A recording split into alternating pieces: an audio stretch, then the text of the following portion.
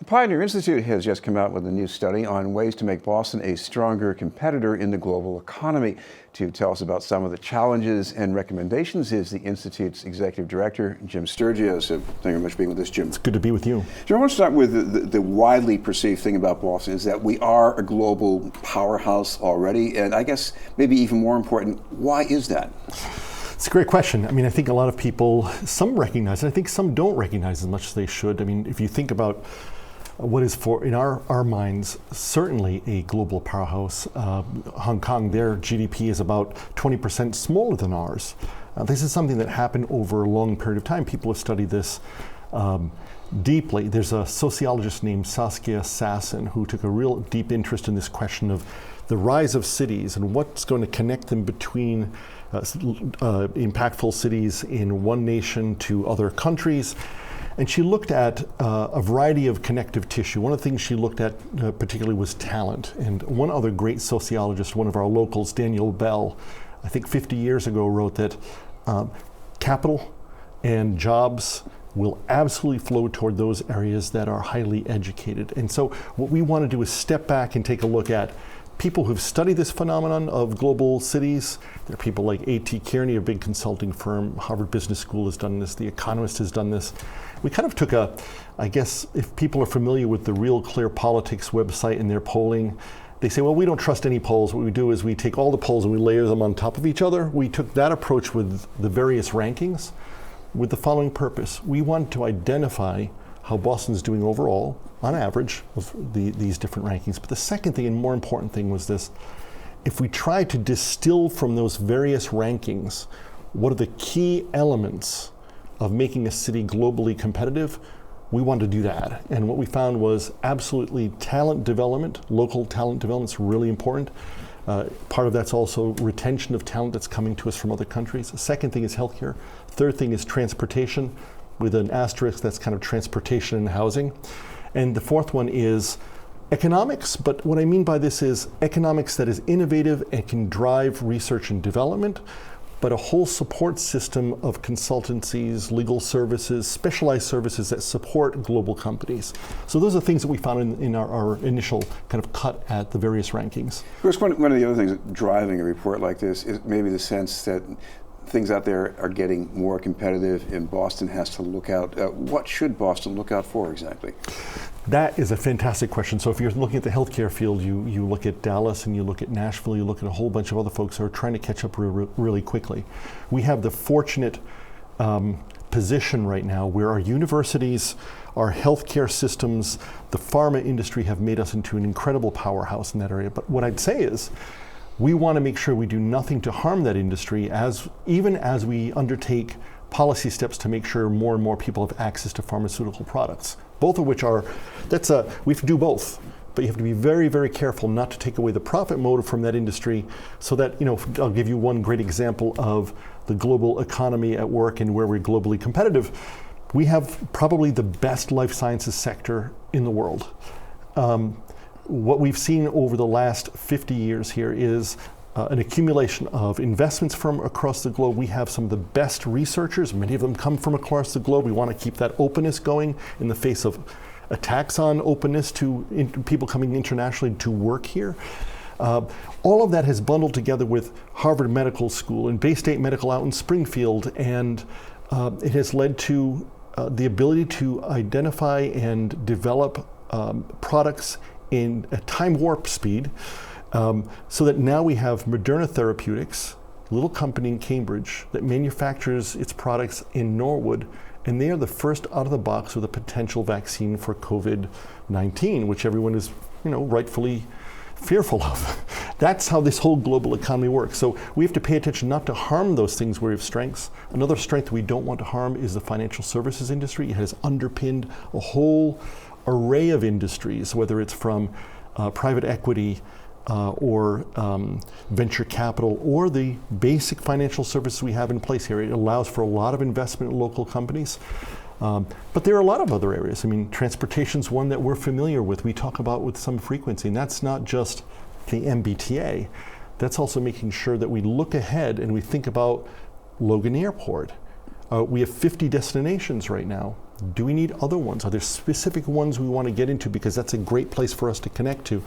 It's a broad set of questions that I think policymakers have to think pretty hard about if we want to maintain our trajectory, which is a very good one. This is BNN News. We're talking with Jim Stergios from the Pioneer Institute. Jim, one thing that has been brought to my attention by some of the skilled workers in Boston, and not to mention people who might even have fewer skills, is the cost of housing. I mean, they're seriously thinking of going to other parts of the country, if not the world. What do we do about that? We are chasing young talent away. It's absolutely happening. If you talk to anyone who's recruiting for a university, anyone who's recruiting for a hospital, anyone who's recruiting for the life sciences, where it's high, all of those are highly competitive. Same thing for financial services, with Fidelity having over time restructured itself so its presence is in different parts of the country. You know, they can mix and match where people go, and we have to be very, very careful not to layer on too many costs to especially young experts, young professionals, people of talent. This is especially so after the federal tax law change, which makes state and local taxes no longer deductible. When you start piling on costs, it becomes problematic. So this is essentially, from our perspective, a question about both transportation and housing. The mayor, our mayor, Mayor Walsh, has done a fabulous job on this front, I believe, and is serious about undertaking this challenge. I think a lot of our area communities are not nearly as serious about it. They have, pull up the drawbridge and kind of say, we're happy with where we are. That will be deleterious to our overall economic future, and we have to find a way around that. One way to do this is absolutely getting our commuter rail on track. That is a huge part of it. Brockton, Massachusetts could be more of a bedroom community to Boston, so could Lynn, Massachusetts. Framingham is already building itself up. This is something that can be done, but it's going to take some real thinking about where the lines are, frequency of service to those areas. One of the negative things that we have to take on, which is really hard, is that at the end of the day, everyone is looking at the value of their home. So deciding to build more homes they think is a negative. That's something we're going to have to find a way to get past, because we're producing probably a little less than half every year of the number of housing units that we're producing in the early 2000s, which was already a decline from the mid-90s, which was a decline from the mid-80s. We're not going to make progress without that. So I actually think the mayor is a great leader on this, and I think, frankly, we should be pushing for folks to do more on that front. Turning to another ranking altogether, I think Boston shapes up as something like number 64 in the world when it comes to middle-income jobs, middle-skilled jobs maybe. And is that just a leftover, almost nostalgia for the industrial age, or are we in a position where we should be thinking of these jobs in the future? I'm a firm believer we have to think about them. We have to think about them in a different way. I'll give you 3 examples. Well, maybe 4 examples. I'll start with the Moderna Therapeutics example. If we didn't have right close by Norwood, the facility where they're able to manufacture that, we're talking about a whole different set of relationships in order to get a product to the street quickly. Well, not every product has to move as quickly as a potential vaccine to COVID-19, I get that.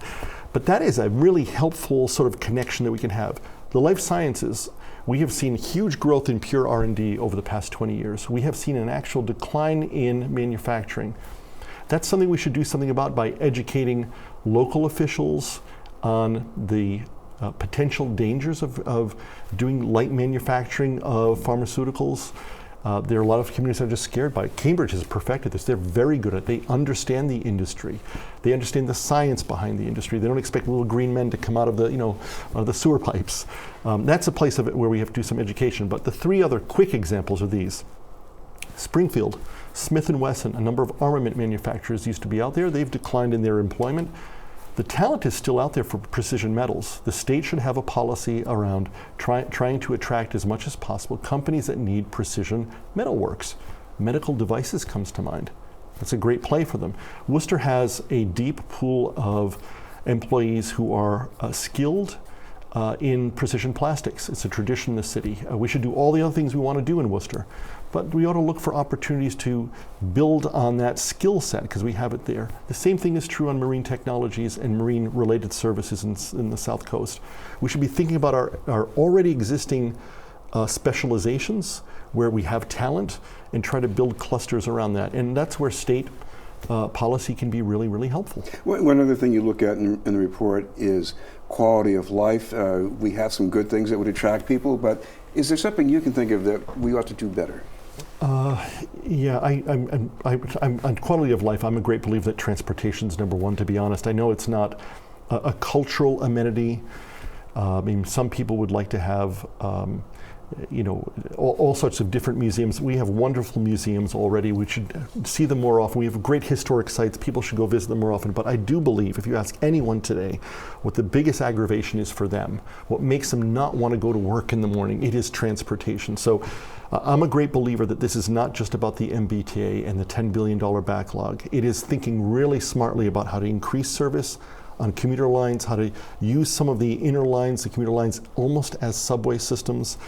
It is a matter of making sure that west to Worcester, north into New Hampshire, south down towards Brockton and the south coast, the Alston project, for example, coming from Worcester, we have to get that right. If we don't get that right, we're in deep, deep trouble. So it is making sure that we're addressing those transportation issues solidly. And I'd add, with one pet peeve of my own, I really think if we're going to be a competitive global city, we need to have a much better connection to our airport. Thank you very much for being with us. Thank you. Jim Stergios from the Pioneer Institute. We'll have more news in just a moment.